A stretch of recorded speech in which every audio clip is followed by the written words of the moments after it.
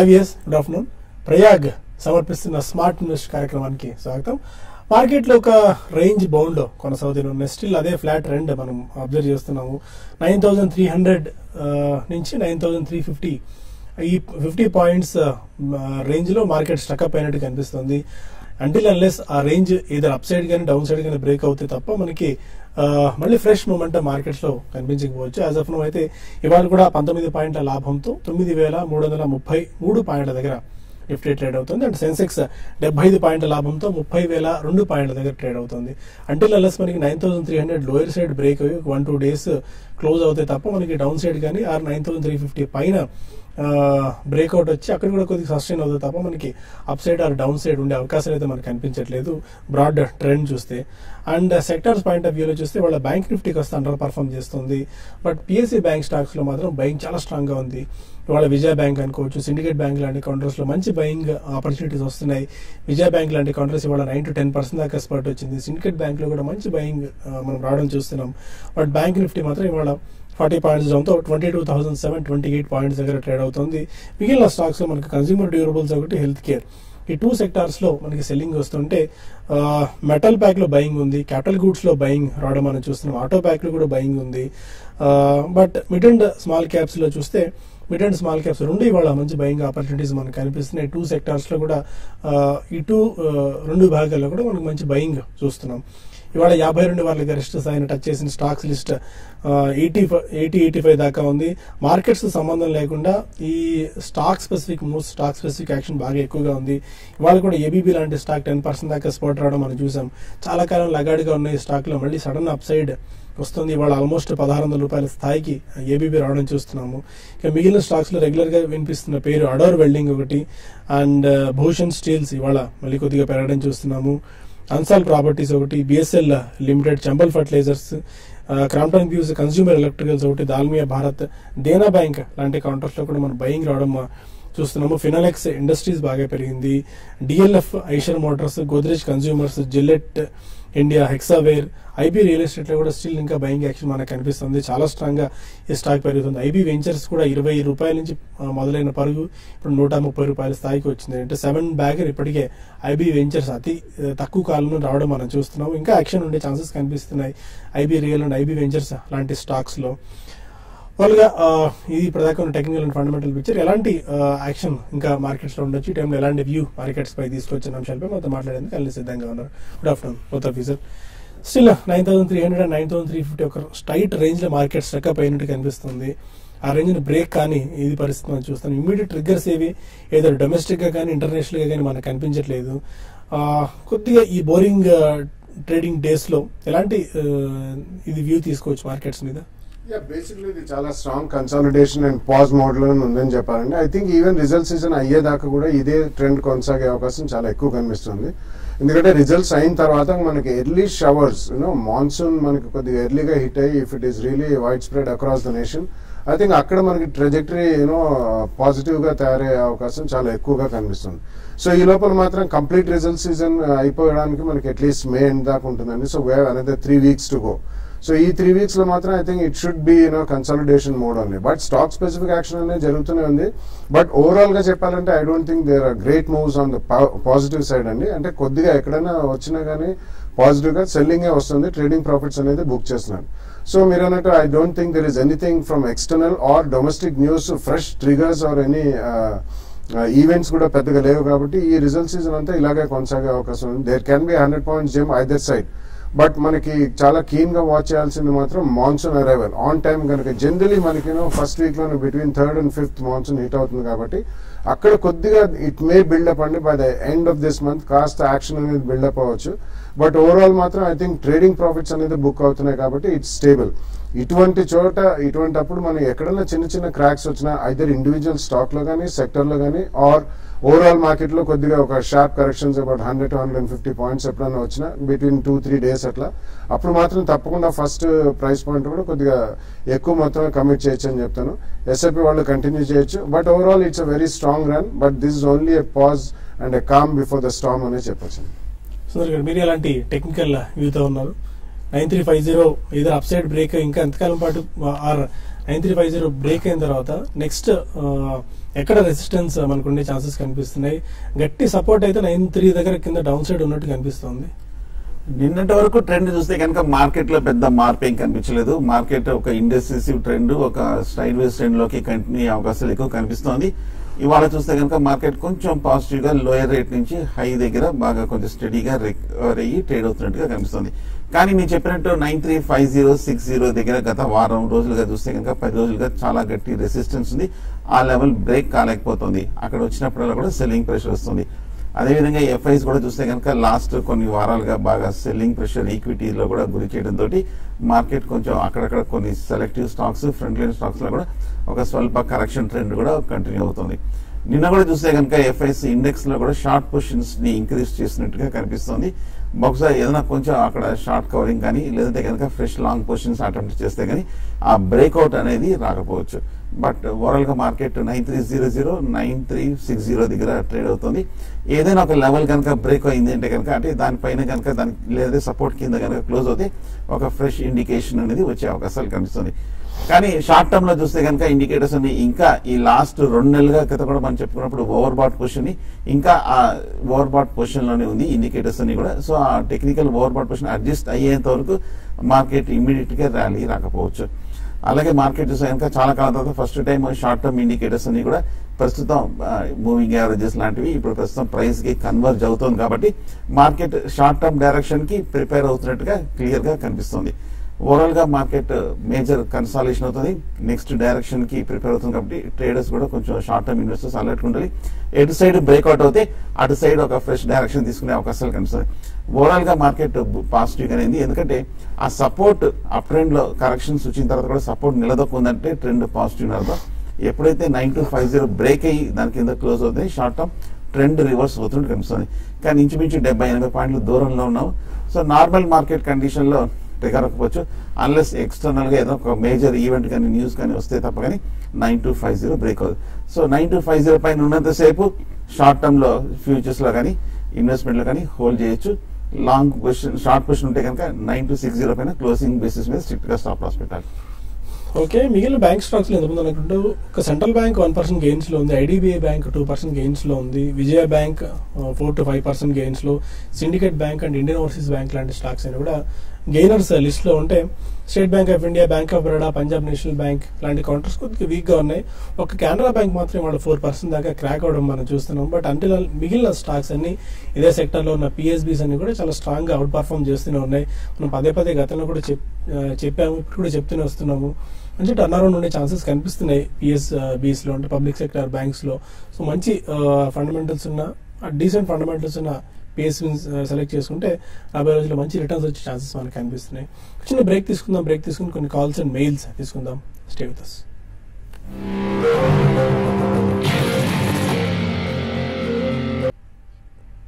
Welcome back to Prayag smart investor.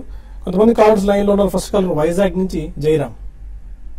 నమస్తే అండి. నమస్కారం అండి, చెప్పండి సార్. ఎస్ఎంఎల్ ఇసుజు లిస్ట్ అయింది ఉంది కదండి.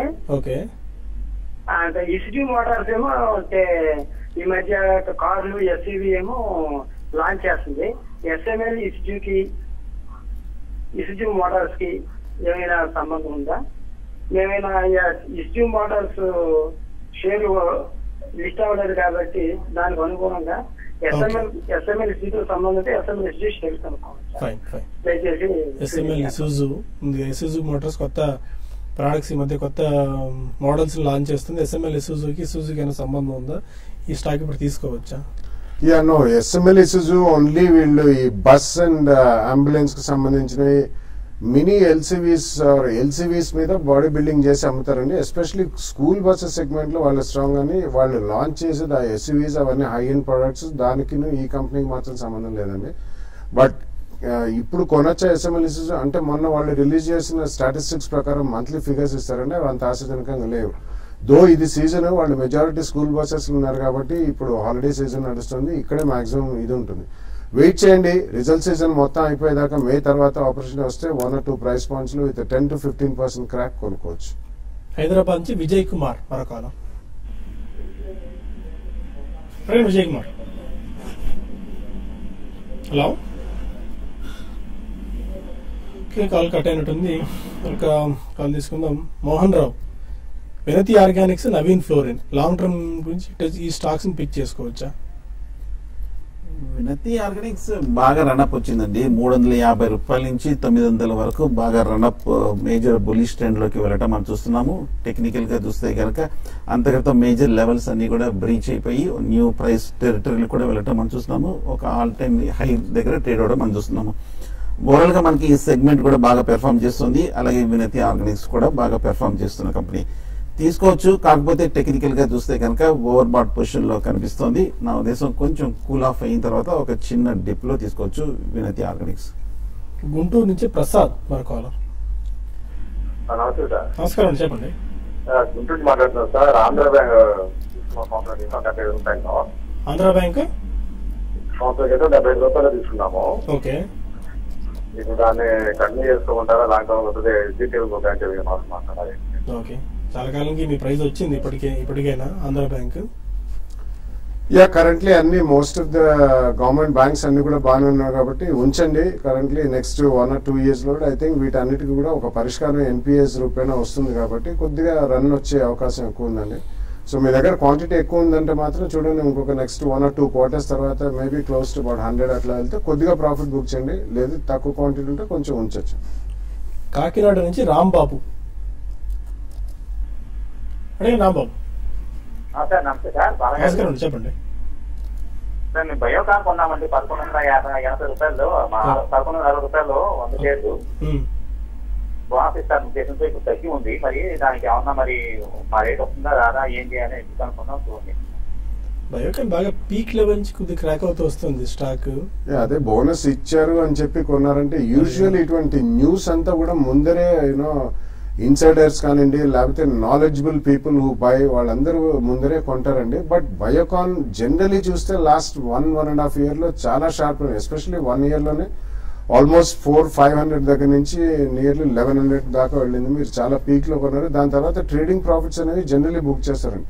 మీకు లాంగ్ టర్మ్ వ్యూ ఉంటే మాత్రం డెఫినెట్లీ ఉంచండి, nothing to worry. X bonus కూడా నెక్స్ట్ 1-2 years లో మాత్రం ఇది పెరిగే స్టాక్. ఎందుకంటే ఎఫ్డిఏ వాళ్ళు జనరలీ అన్ని ఫ్యాక్టరీస్ చాలా అదర్ కంపెనీస్ ఫ్యాక్టరీస్ లో ఏదో ఒక లోపం కనుక్కున్నారు. బట్ బయోకాన్ డెఫినెట్లీ ఈ ఎఫ్డిఏ ప్రాబ్లమ్స్ కి మాత్రం గురి కాలేదని చెప్పొచ్చండి. సో ఆ కారణం వలన మీకు ఎక్స్ బోనస్ మీకు కొద్దిగా అప్రిసియేషన్ వచ్చే అవకాశం ఉంది. సో డెఫినెట్లీ ఉంచండి. తాడేపల్లిగూడెం నుంచి భాస్కర్ కాలం. Bhaskar sir Delta Corp present rate లో బై చేసి అలాగే మ్యాథ్రో ఫార్మా ప్రజెంట్ రేట్ లో బై చేశారు. ఎంతకాలానికి అండి Bhaskar? Sir 1 year sir. 1 year 1 year time horizon కోసం Delta Corp and Natco Pharma. Delta Corp ఈ మధ్య కొంచెం పెరిగిందండి. 100 రూపాయల నుంచి 200 రూపాయల వరకు పెరిగి మళ్ళీ 200 నుంచి లాస్ట్ 1 or 2 weeks లో మార్కెట్ పీక్ లో ఉన్నప్పుడు ఒక కరెక్షన్ ట్రెండ్ లోకి వెళ్ళటం మనం చూస్తున్నాము. ఓవరాల్ గా చూస్తే కనుక కొంచెం వాలటిలిటీ, కొంచెం స్పెక్యులేటివ్ యాక్టివిటీ ఎక్కువ కనిపిస్తున్నట్టుగా కనిపిస్తోంది. మొన్న రిజల్ట్స్ కూడా చూస్తే కనుక అంత ఆశాజనకంగా Q3లో రాకపోవడం కూడా మనం చూసాము. మేజర్ పీక్స్ లో ఉంది, ఇప్పుడే కొంచెం కరెక్షన్ బిగినట్టు కనిపిస్తుంది. నా ఉద్దేశం షార్ట్ టర్మ్ లో ఫర్దర్ కరెక్షన్ కనిపిస్తుంది.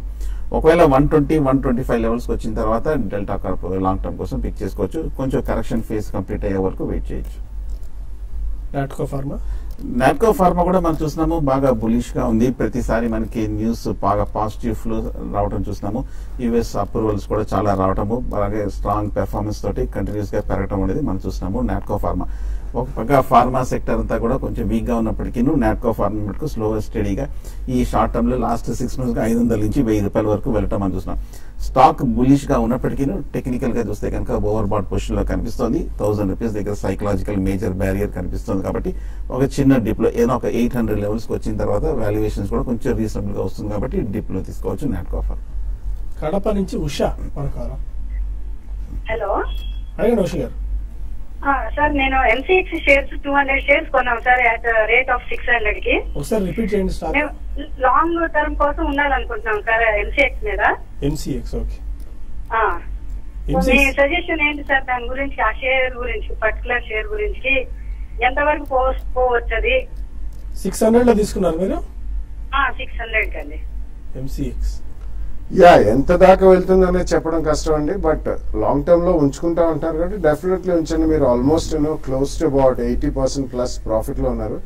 ఇవి ఇన్స్టిట్యూషన్ హోల్డింగ్ చాలా ఎక్కువ ఉంటుంది. ఇటువంటి కొద్దిగా స్ట్రాంగ్ షేర్స్ అండి, కాబట్టి ఎక్కువ పెరగవు సడన్లీ ఆర్ ఎక్కువ రియాక్ట్ కూడా కావు. రీసెంట్లీ ఆప్షన్స్ ఫ్యూచర్స్ ట్రేడింగ్ లో కమోడిటీ ట్రేడింగ్ లో ఆప్షన్స్ అవన్నీ అలౌ చేశారు కాబట్టి రాబోయే 1 or 2 years లో మీకు డీసెంట్ అప్రిసియేషన్ వస్తుంది.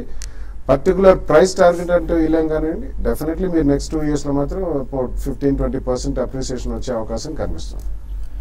ఓకే, భవానీ శంకర్ మెయిల్ చేశారు, డిఎల్ఎఫ్ ఫ్యూచర్ 200 రూపీస్లో బై చేశారట. అండ్ ఓకే, మిగిలిన స్టాక్స్ ఉన్నాయి, but will take DLF futures at 200. DLF ఈ మధ్య చూస్తే కనుక ఈ లాస్ట్ 2-3 వారాలుగా చూస్తే కనుక 150 రూపాయల నుంచి కరెక్ట్ గా 200 రూపాయల వరకు పెరగటం మనం చూస్తున్నాము. ఇవాళ కూడా ఒక 2% వరకు చాలా స్ట్రాంగ్ గా ట్రేడ్ అవడం మనం చూస్తున్నాం.